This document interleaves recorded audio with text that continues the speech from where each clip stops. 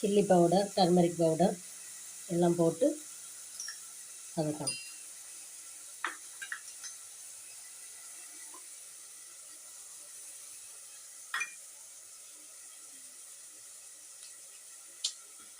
ஐயோ,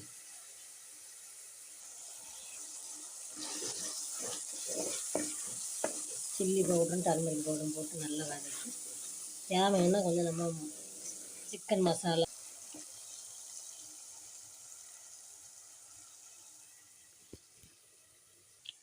leg piece மட்டும் போடலாம். இது எல்லா சிக்கனையும் போட்டு ஒரு வதக்கி இறங்குனா சிக்கன் ரெடி. இப்போ நமக்கு சிக்கன் குழம்பு ரெடி ஆயிடுச்சு.